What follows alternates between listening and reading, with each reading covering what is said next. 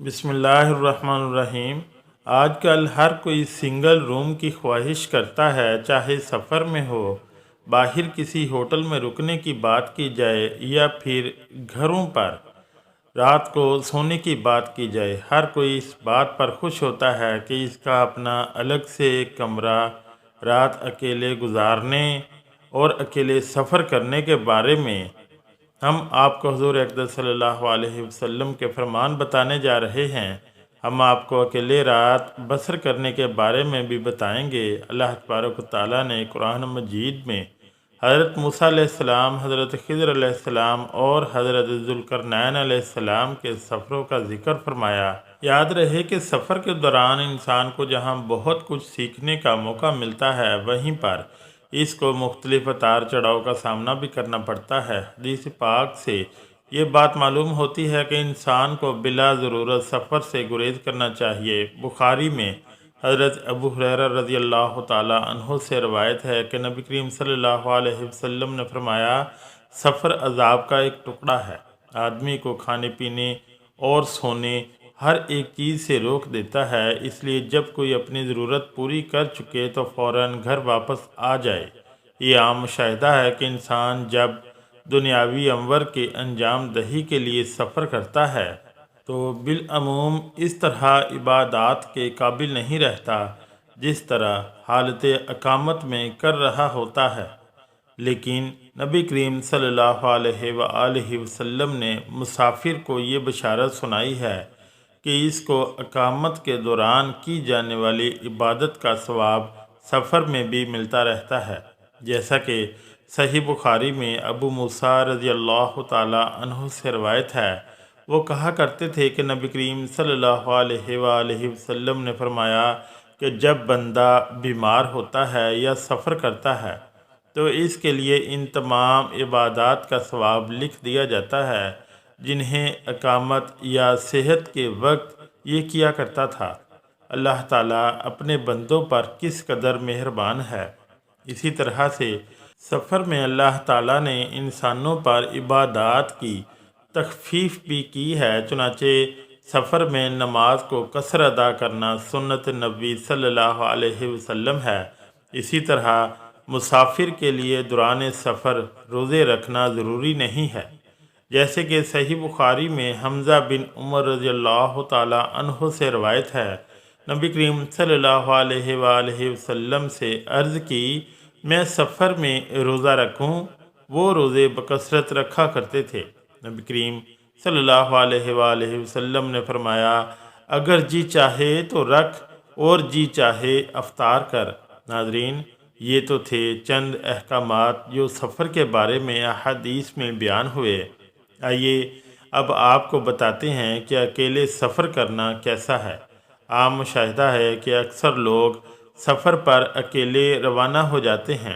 انسان کو زیادہ تر کوشش کرنی چاہیے کہ سفر میں اس کے ساتھ کوئی نہ کوئی ساتھی موجود ہو اور اس کو اکیلے سفر کرنے سے ممکن حد تک گریز کرنا چاہیے، کیونکہ اس بارے میں صحیح بخاری میں عبداللہ بن عمر رضی اللہ تعالی عنہ سے روایت ہے کہ نبی کریم صلی اللہ علیہ وآلہ وسلم نے فرمایا، جتنا میں جانتا ہوں اگر لوگوں کو بھی اکیلے سفر کی برائیوں کے متعلق اتنا علم ہوتا تو کوئی سوار رات میں اکیلا سفر نہ کرتا۔ ناظرین، اب خود ہی اندازہ لگا لیں کہ رات کا سفر کرنا کس حد تک خطرناک ہو سکتا ہے اور حضور اقدس صلی اللہ علیہ وآلہ وسلم نے کن الفاظ میں انسان کو رات کے سفر سے متنبہ فرمایا ہے۔ اس لیے ضروری ہے کہ رات کے سفر سے اجتناب کیا جائے، خاص طور پر رات کو اکیلے سفر نہ کیا جائے۔ یہ بات تو عام ہے جس میں مرد اور عورت دونوں شامل ہیں، لیکن صرف عورتوں کی بات کی جائے تو ان کے لیے خاص طور پر تاکید ملتی ہے۔ یاد رہے کہ عورتوں کو بھی کئی مرتبہ رشتہ داروں سے ملاقات، علاج یا کسی ضروری کام سے سفر پر نکلنا پڑتا ہے۔ احادیث مبارکہ سے یہ بات واضح ہوتی ہے کہ عورتوں کو مردوں سے بھی کہیں بڑھ کر اکیلے سفر سے اجتناب کرنا چاہیے، اس لیے کہ یہ بات فتنے کا باعث بن سکتی ہے اور ان کی عزت و ناموس کو بھی خطرہ لاحق ہو سکتا ہے، جیسا کہ صحیح بخاری میں حضرت عبداللہ بن عباس رضی اللہ تعالی عنہ سے روایت ہے کہ نبی کریم صلی اللہ علیہ وآلہ وسلم نے فرمایا، کوئی عورت اپنے محرم رشتہ دار کے بغیر سفر نہ کرے، اور کوئی شخص کسی عورت کے پاس اس وقت تک نہ جائے جب تک وہاں کوئی محرم موجود نہ ہو۔ ایک شخص نے پوچھا، یا رسول اللہ صلی اللہ علیہ وسلم، میں فلاں لشکر میں جہاد کے لیے نکلنا چاہتا ہوں، لیکن میری بیوی کا ارادہ حج کا ہے۔ تو آپ صلی اللہ علیہ وآلہ وسلم نے فرمایا، تو اپنی بیوی کے ساتھ حج کو جا۔ یہاں ہماری بہنوں کو غور کرنے کی ضرورت ہے، جو کہ بے دھڑک کسی بھی کام سے گھر سے باہر چلی جاتی ہیں اور محرم ساتھ نہیں ہوتا۔ اس لیے عورتوں کو خصوصیت کے ساتھ اس بات کا اہتمام کرنا چاہیے۔ رات کی بات تو بہت دور ہے، عورت کو دن میں بھی اکیلے سفر کی اجازت نہیں ہے۔ سفر کے حوالے سے چند مزید احکام پر بھی ہم بات کریں گے، لیکن اس سے پہلے آپ کو اکیلے رات بسر کرنے کے بارے میں بتاتے ہیں۔ اس حوالے سے عبداللہ بن عمر روایت کرتے ہیں کہ نبی کریم صلی اللہ علیہ وآلہ وسلم نے تنہا رہنے سے منع فرمایا ہے، یعنی نہ تو آدمی رات تنہا بسر کرے اور نہ تنہا سفر کرے۔ علامہ البانی رحمۃ اللہ علیہ نے اس حدیث کو بخاری کی شرط پر صحیح کہا ہے۔ اس حدیث میں رات اکیلے گزارنے کی واضح ممانعت فرمائی گئی ہے، لیکن اس کے باوجود ہم میں سے اکثر لوگ، خاص طور پر نوجوان، اس بات پر اصرار کرتے ہیں کہ ان کا اپنا کمرہ ہو جہاں وہ اکیلے ہوں اور انہیں دن رات کی تنہائی میسر ہو۔ اہل علم نے رات اکیلے گزارنے کی ممانعت کی بہت سی حکمتیں بیان فرمائی ہیں، جن میں سے چند یہ ہیں: تنہا نہ رہا جائے تاکہ شیطانی وسوسے سے محفوظ رہا جا سکے، کیونکہ انسان زیادہ تر تنہائی میں شیطانی وسوسے میں مبتلا ہو جاتا ہے۔ اس طرح یہ بھی خدشہ ہو سکتا ہے کہ کوئی شخص تنہائی میں وحشت محسوس نہ کرے۔ یہ بھی ایک حکمت ہے کہ تنہائی میں کسی دشمن، چور یا ناگہانی آفت سے محفوظ رہنا مشکل ہو سکتا ہے۔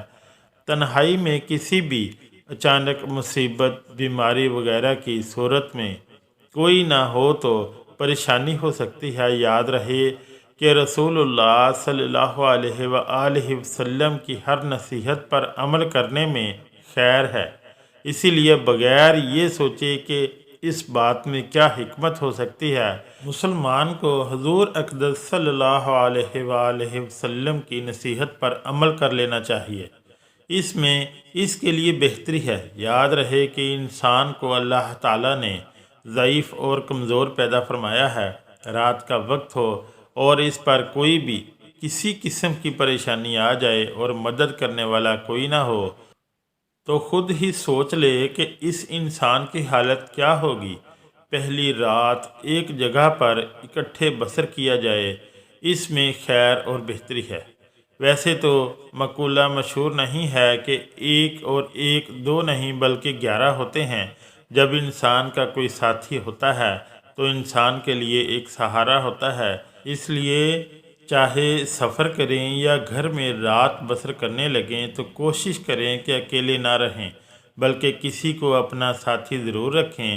تو ناظرین، یہ ہیں تعلیمات ہمارے پیارے نبی حضرت محمد مصطفیٰ صلی اللہ علیہ وآلہ وسلم کی سفر کے بارے میں اور رات اکیلے بسر کرنے کے حوالے سے۔